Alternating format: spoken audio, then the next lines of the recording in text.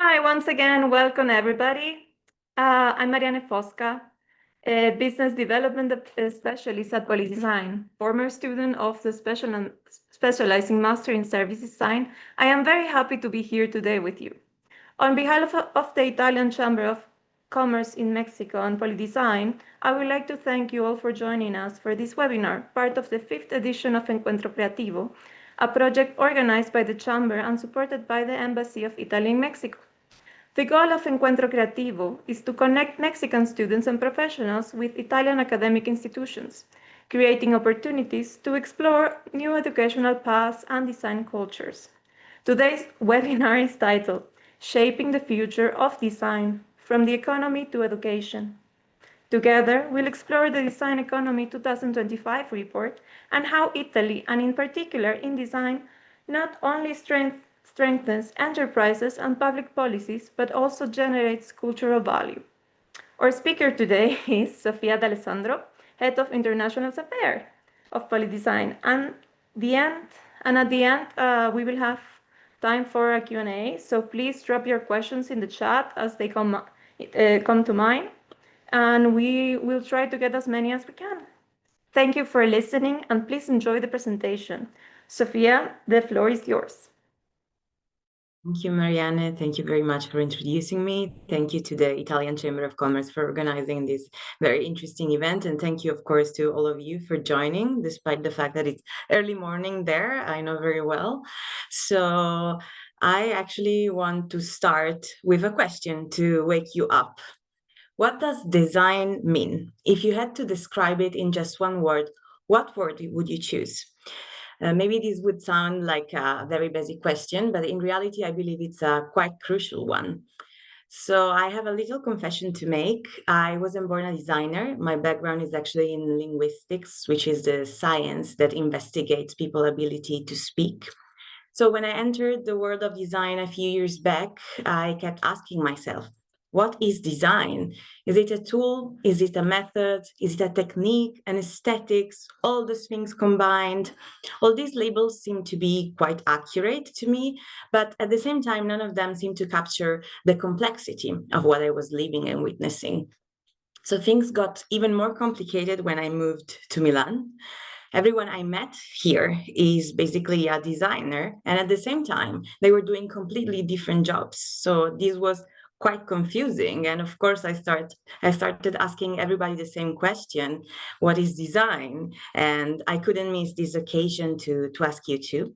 So as you might have understood already, please scan the QR code that you see here in this slide, and feel free to write your answer also in Spanish, no problem at all.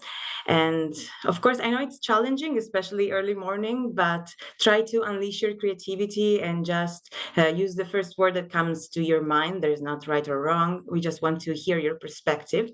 And at the end of the presentation, we will have a look to the questions.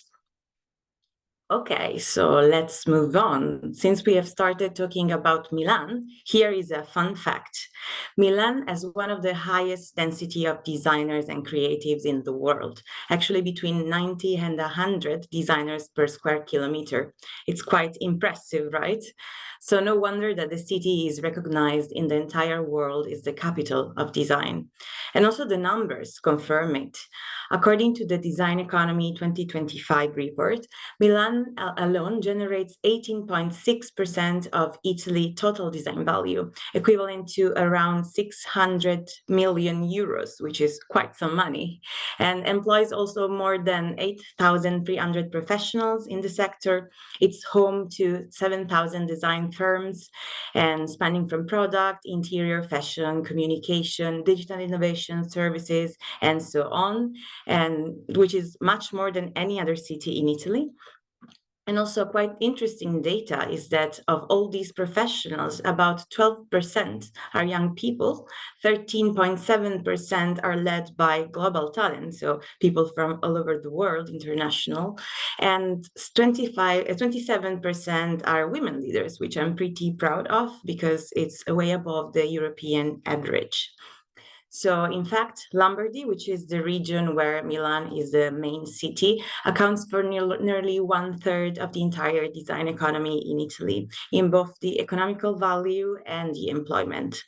So when we say and we hear that Milan is at the heart of creativity in Italy, and not only, it's not just a metaphor, it's just a fact that is, boosted by economic realities. Of course, another very important factor is the Milan Design Week, the Salone del Mobile, which is hosted by the city every year around mid-April. And the Milan Design Week is the world's largest marketplace, which in just 1 week concentrates almost a third of Italy's design economy and projects Milan's as the creative power onto the global stage. So Milan Design Week is much more than just a fair. It is indeed a city-wide ecosystem, a living model that blends businesses, creativity, and culture. It brings together the official Salone del Mobile held at the fairgrounds, where all the brands, mainly in furniture and product design, showcase their new collection, the new trends, and very often some very innovative concepts that are designed especially for this occasion. And at the same time, there's the Fuori Salone, which is a constellation of hundreds and hundreds of independent events, installations, exhibitions spread all across the city. And also there's a specific lifestyle that happens during the Fuori Salone. Everybody's out until late, having aperitivos, networking with professionals and students, but even just curious. And thanks to Salone del Mobile, the community of Milan citizens creates a very strong connection with the world of design. So during this week, all the districts of the city, like Brera, Tortona, the Duomo district, just to mention the most famous ones, transform into open-air laboratories, museums, where streets, galleries, courtyards become part of the creative landscapes, as well as universities, of course. Indeed, what makes this design week so powerful is network structure. So Milan Design Week isn't just organized by a single entity. It actually emerges from a collaboration of several organizations involved. There are brands, studios, universities, media, citizens, and government, of course.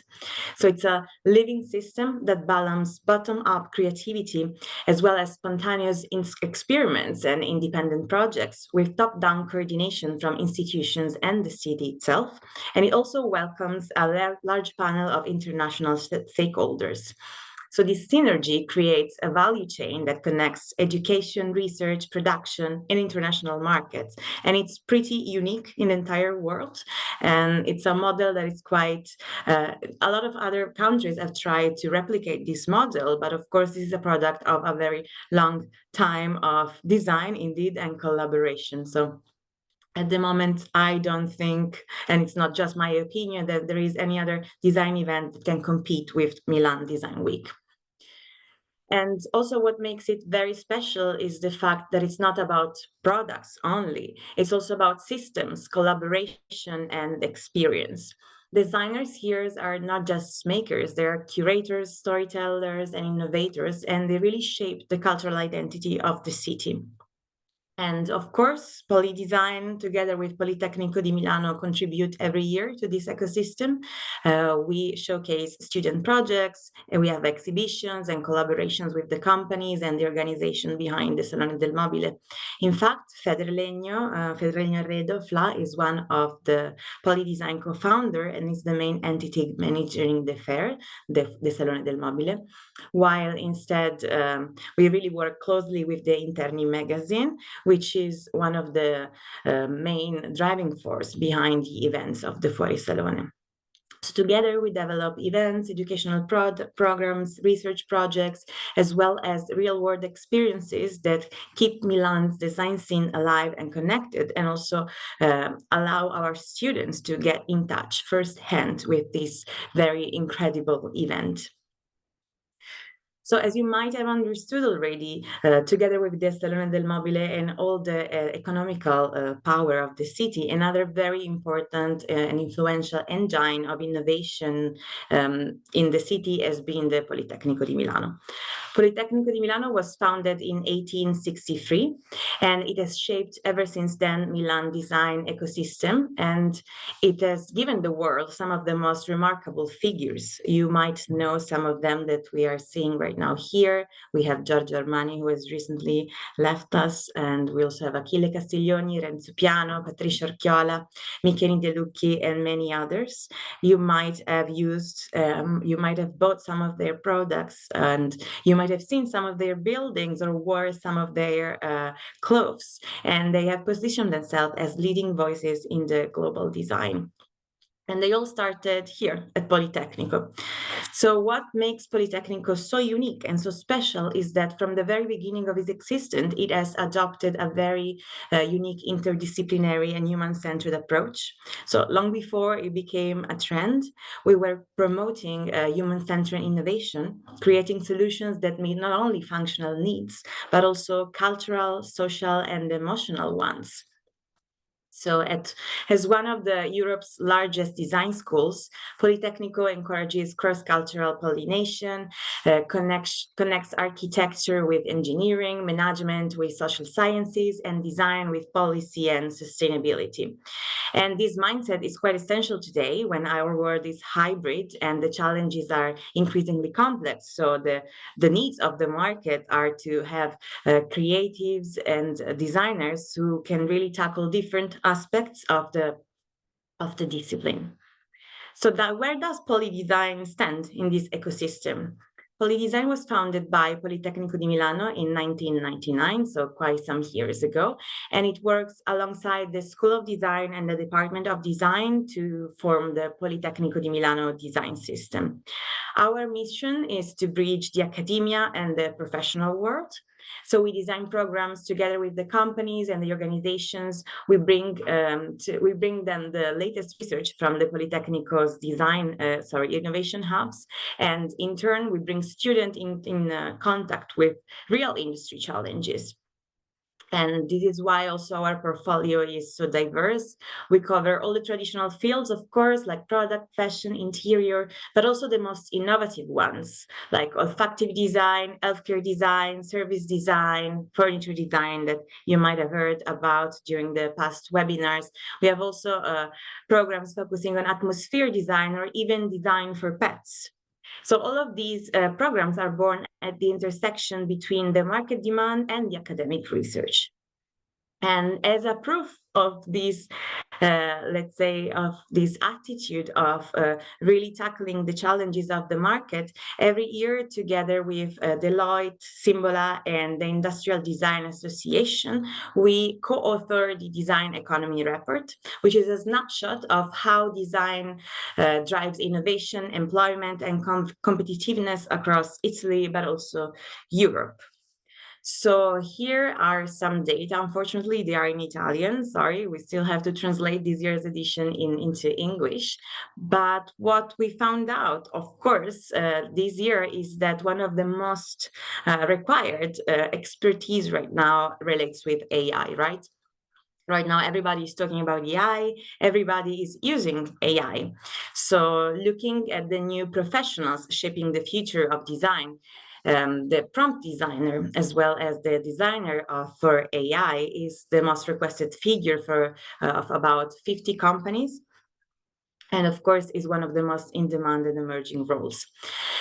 Who is the designer that can master AI? Is the designer who can really use generative tools like ChatGPT or Midjourney, and so he masters the art of crafting prompts, and at the same time he knows how to smartly use the AI assistants. So today, among the design professionals, already 80% of the people we have interviewed for the report use AI tools. About 35% use it very widely across multiple areas, 43% they use them in production processes, and only 6.8% say that they don't use AI. So as you can see, the percentage are quite high, and among companies, adoption reaches nearly 90%, while among individuals, the percentage is a little lower, about 50%. So this tells us why it's so crucial to learn how to use AI, but also to learn how to use it properly. So now I have another question for you, because we have discussed about this. So I was curious to know how often you use AI. And unfortunately, I will have to jump to another page. Just give me 1 second. So the question is, how many times you have used AI in the past week? Okay, here it is. You can scan the QR code that you see here, and we will see the answers appearing. Don't be shy, please.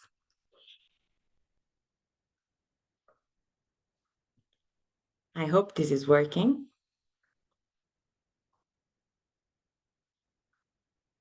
Okay, nice.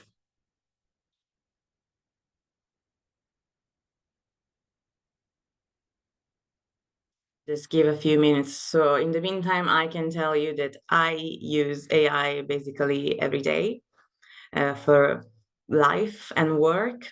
And I actually use more than one AI. Sometimes I use one AI to do something, and then I use another AI to improve what I've just done. So, as you know very well, there are several types of AI, and all of them do different things. And in the next years, if not months, we will see even more AI being born. And I think it's really crucial, not only for designers, but for everybody, to really understand how we can co-live with them. Some professionals are scared right now that their job will be taken by machines, or if not taken, it will be significantly changed by AIs, which is for sure true. But there is, I believe, something that humans are still pretty good at, and the AI, at least at this stage, will never arrive to achieve. Okay, so we do have some answers. I can tell that most of you, or at least most of the people who have answered, use AI quite often. So almost every day, the highest percentage, a few times per week, so about 3-5 times. And only a few use it once or twice, and there is somebody that, like me, uses it multiple times a day. But it's quite interesting to see that none of you has selected the never answer. So since you are all students, I guess AI has become quite crucial also for your study path. Okay, so I guess thank you all for answering. It was very interesting. So let me go back to the slides. Okay, so we have seen that indeed this transformation is unstoppable, right? And like every revolution, it comes with both opportunities and challenges, as we have just said. But especially in the professional world, I don't know if some of you are professionals in the audience, but AI is already reshaping our professional workflow, right? What once took hours searching for references, building mood boards, convincing clients, can now be done in just a few minutes. So with generative tools, we can visualize ideas instantly and refine them collaboratively. And this is not about replacing creativity, of course, but it's about expanding it and optimizing workflow. So this is one of my favorite memes, because it's very true what happens in the relation with clients. Most of the time, they don't know how the processes work. They don't know how long it can take to just visualize an image or a mood board. But with AI, of course, it's much easier to let them be on board from the very beginning, to let them understand what you as a creative professional have in mind. So this is something that for sure will be supporting us, will be supporting designers. But with, big revolution, as we were saying, also come crucial questions in this world which is becoming increasingly digital. Which is the role of the designers? How can we nurture curiosity, preserve identity, and sharpen the critical thinking that we need to really master this tool, especially in a world where every answer seems easily available, where everything seems to have been already done, and everything is like a copy of something else? It's quite tough to answer, and I don't have the answer, of course. I don't think anybody does, but we at Poli.DESIGN, as well as all the other research centers and universities of the world, are really working to understand, because for sure, design education plays a crucial role in all this process. So we need to help young designers, but not only young designers, but young students in general, to understand what's the value of the human touch, that irreplaceable quality that gives meaning to everything we create. Because while technology makes us faster, it's our sensitivity, intuition, and empathy that makes us truly human and truly designers. And we go back here to the human-centered design that Politecnico has always been promoting. Because design is not only about efficiency, right? It's about emotions, senses, it's about our body, which is the most precious instrument and tool that we have. So this is how we connect to the world. This is how we guide what we perceive and what we experience. And this is something that, at least for now, no algorithm can replace, right? So it can replicate, sorry. So it's very important to rely on technology, but at the same time to remember how important we are. Because I believe that another risk of using AI would be to not trust ourselves anymore. And I see this even in myself, that sometimes I feel like I'm not able to do anything if I don't ask ChatGPT for support. And all the times that ChatGPT has been down, I felt desperate and alone, which scares me. But then I remember that actually I am more powerful than it. So I try, at least. So this is exactly what we try to cultivate, this attitude towards knowledge and towards including both technology and emerging technology tools, but at the same time going back to our perception, to our humanity. So in our programs, we really try to make these two perspectives dialogue with each other.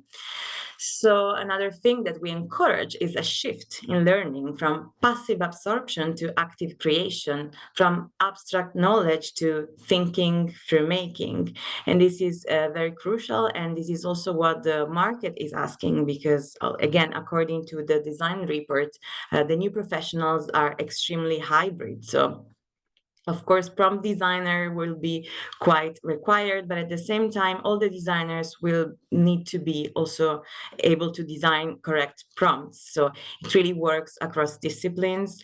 And again, this is not only an issue that regards the design world, but the entire professional world is changing. So all this was somehow an invitation for you to explore our winter and summer programs, which are immersive experiences that blend lectures, workshops, field visits, as well as project works. Of course, they take place in Milan, which, as we said already, is the global capital of design, where every street, museum, every showroom really becomes a part of your classroom. So you will, through this experience, you will have the chance to engage with the professionals and the people who have shaped the design economy of the city. And at the same time, you will be able to collaborate from students from all over the world. So this is also an interesting occasion for all those students or also professionals who cannot or don't want to move to Milan for a longer period for any reason. But even for a couple of weeks through this program, they can experience what it would mean to be a designer in the city, to be part of its laboratories, its energy, and its creative pulse. So our programs are all based on challenge learning. So you won't just learn sitting at your desk. You'll do design. You will engage into projects, and you will be challenged to unleash your creativity, to get out of your comfort zone, and you will work on real briefs.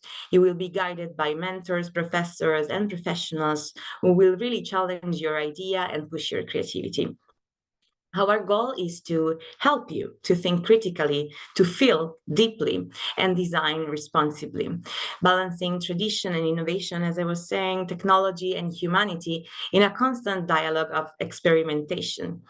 So at the same time, you will also gain access to exclusive venues and design studios in the city. You will meet industry leaders, and you will see firsthand how design is shaping the future, because it really is, and it's becoming every day more crucial.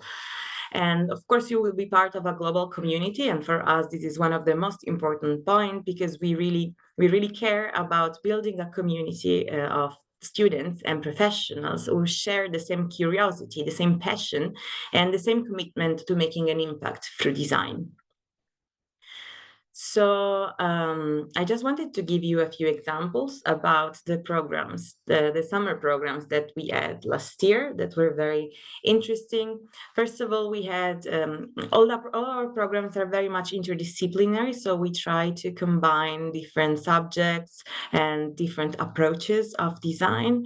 For example, this summer school in spatial design, fashion, and innovation give the students the possibility to explore the connections between the body, the space, and the identity, from city scale installations to wearable concepts made by paper.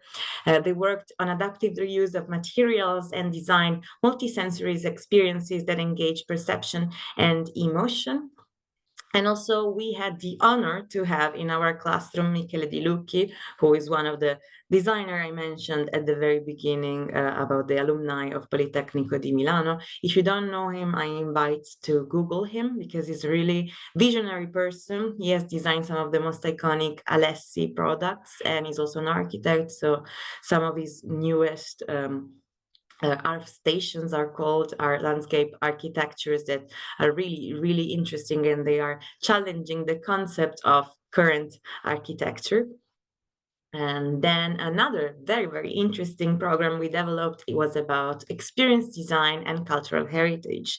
I don't know about Mexico, because unfortunately I've never been there. I hope to come soon though. But in Italy, we have quite a big issue regarding our cultural heritage, because we have quite a lot of it, same as you, I guess, but we need to preserve it and conserve it. And also we are witnessing a very big decrease of participation, especially from the young population, but not only. So how can design be the tool that really makes the community feel closer to our monuments, to our landmarks in the city and in the country as well?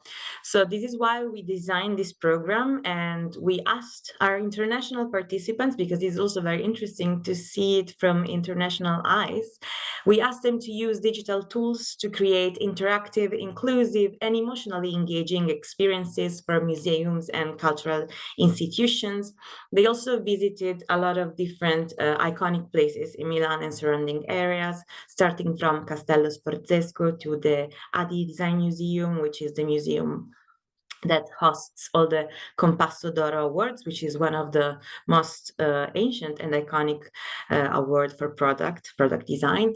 They also visited the Archivio Olivetti in Piemonte, a region nearby. And again, Olivetti was a very interesting and visionary businessman that really understood the value of design. And even if he came from a very small town in the mountains in Piemonte, he was recognized in the entire world. Is probably one of the most visionary men of his era. Also, we visited other interesting places that are not quite accessible for tourists, for regular tourism, which is also quite interesting, because through these programs, you do get access to places that you wouldn't be able to see otherwise. And it was very emotional, actually, to see how international students perceive our city, our heritage, and their contribution really made us proud and gave us new ideas on how to really tackle the challenges that we are facing. And another interesting program that we built was the summer school about service design and innovation. During these 2 weeks, the students had to prepare basically a business plan on how to open a gelateria, so an ice cream shop at their home country. So through human-centered design, of course, because that's the drivers for all our program, through research, ideation, prototyping, and testing, and through serious game dynamics, because as you can see, we use Lego, we use Post-its, and we use cards. So we really try to also keep it fun. They really again, gave us very nice insights and interesting ideas on how to open the gelateria of the future. And at the same time, while they also visited some iconic landmarks, museums, or even some consultancy companies that are pretty famous in the city, but not only, also international ones. They were also, one of their tasks was to go across the city to have gelatos and to have ice cream in different places in order to, rate the experience. So we really try to connect the students with the city as well to give them an authentic experience. Last but not least, we had a summer school on UX design and design thinking, which, as you know very well, UX is one of the most requested and most researched field of design right now, and it spans from the digital world to the human world, because the experiences are not only digital, right? And this summer school instead brought together participants from all over the world to explore how the UX process, from research to storytelling, can really amplify everybody's experience, services, and products. And they had to use AI, so of course we couldn't left this topic alone. And the AI wasn't a tool to replace creativity, but as we already said, it was a way to reimagine their creativity and expand it. And so here you have some photos. We visited several places like the digital museum that we have here in Milan, through augmented reality and other types of experiences and other types of imagining, again, cultural experiences. And right now we actually have 2 upcoming winter schools that are about to start. They are both starting in January, 26th of January, from February 2026. They're going to last 2 weeks, 60 hours spread across 10 days, of course, because the weekends are free. And both are quite interesting and interdisciplinary. The first one that you're seeing right here is about designing food systems for temporary urban events. So we took as a case study the upcoming Winter Olympics that are going to take place in our city in February. Actually, they are starting the day that our winter program ends. And so this program explores how design can really improve the relationship between food, city, and the public space, rethinking sustainability, inclusion, and community during major events. And of course, it will explore how service design, when it's adopted at the highest level, so at the governmental level, can really enhance everybody's experience, from the visitors to the citizens to the athletes in this case. The second one, instead, is about visual narratives, shop windows as Italian design storytelling. During this program, you would have the chance to look at the shop windows that in Milan are quite famous and quite, extravagant for sure. You would look at them as a stage, a threshold between the city, the retail, art, and performance. So students will be able to experiment with visual storytelling, atmosphere, and sensory experience to transform the windows into spaces of meaning and imagination, a little bit like a stage where everything can happen. So both these programs, as the summer schools, will combine theory, practice, and also access to iconic design venues in the city. And of course, it will give you the chance to live Milan through the lens of design, to observe, touch, create, and interact with its vibrant community and the ecosystem. So if you're interested, you can apply directly through the Poli.DESIGN shop. Marianne, if you would be so kind to maybe drop in the chat the link to the shop. And since you are attending these webinars early in the morning, we designed a special discount for you, as Marianne said at the very beginning, and it's a 15% discount that you can access just by filling the application form and then entering in the dedicated box called promo code. Before paying, of course. The promo code is Encuentro 2025, and since we felt very generous, this discount is also going to be available for the summer programs, which are not available yet, but will soon be online, and we will, of course, give you a ring once they will become online, and through the same procedure, you will be able to access your eternal 15% of discount. And of course, don't worry if you're not a designer, because our programs are open to everyone. And actually, they are built to bring design closer to all audiences, and also to create occasion for designers and non-designers to collaborate, because this is really, really interesting.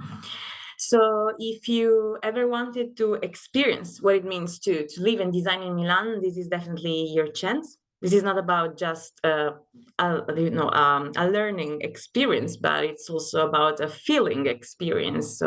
We will ask you to be part of a creative community, and also to meet new friends, which can be also quite an added value. Okay, so my presentation is over, but I'm quite curious to check the results from the very first question, hoping that somebody has answered. Let's see. Sorry, I have to go here. Yes, we do have some answers, but you are not seeing them yet. Just give me 1 second.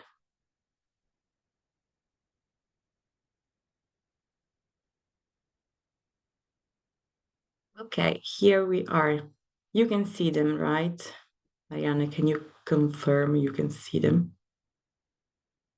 Yes. Great.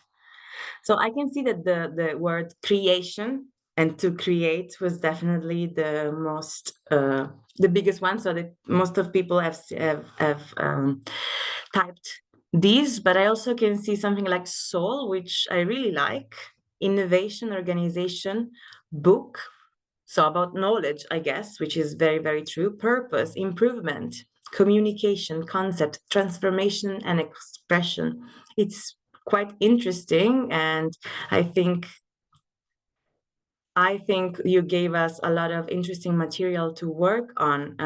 If I have to tell you what I believe is not the right answer, but what I felt was designed for me.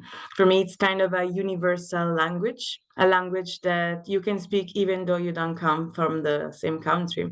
So it's kind of the English of the disciplines.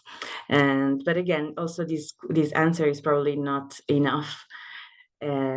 But yeah, this was my presentation. I hope you enjoyed it. And now it's time for you to ask me questions rather than me asking them to you. Thank you. Gracias. Thank you, Sofia, for that amazing speech. Now I invite everybody to just join the Q&A chat. So please send your questions away.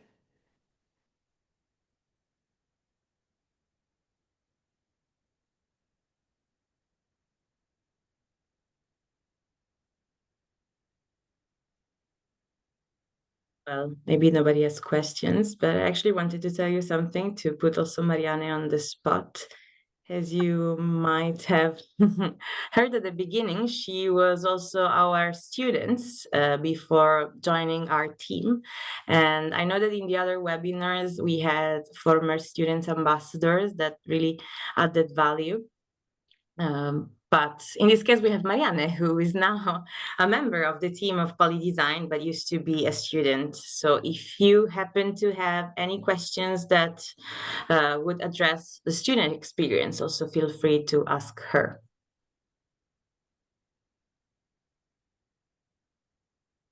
Actually, I would have so many other questions to ask you. Like if you ever been to Milan, for example, if you ever been to the Salone del Mobile. But of course, Sophie, it's hard. we have the Okay. first question is, if I'm starting my degree, can I apply for the scholarship or do I have to have experience?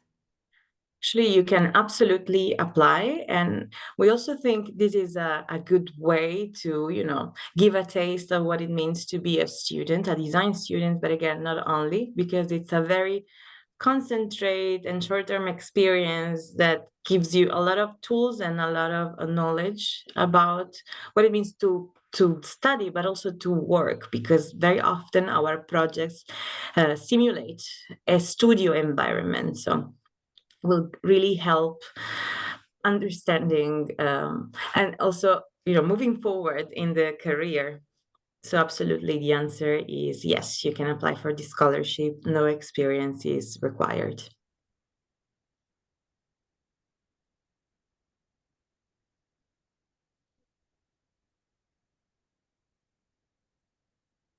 I think what something also helps a lot is when you do the applications is to share your own vision about what do you want to do afterwards of where you're heading. That also helps a lot to the institution to understand what do you want to achieve or where you're heading and your own view on design or on the entity. So I think that's also a nice thing to add.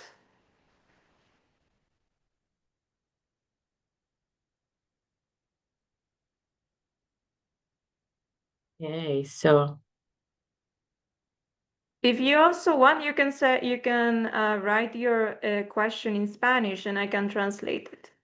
That's not a problem at all.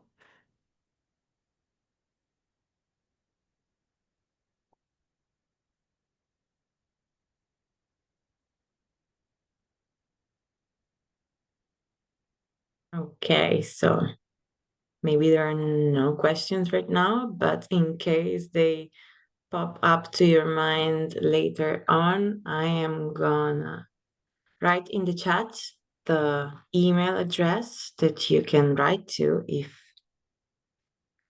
you're curious about anything.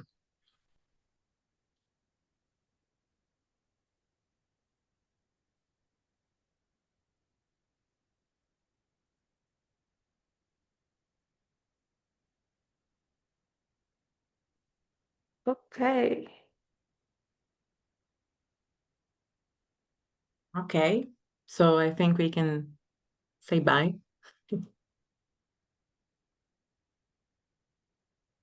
Okay, so thank you so much, Sophia, for your valuable insights about this topic. And thank you, everyone that joined us today. We hope this session gave you a clear idea of what design economy is all about and how Poly.DESIGN can help you take a dive into your academic or professional journey.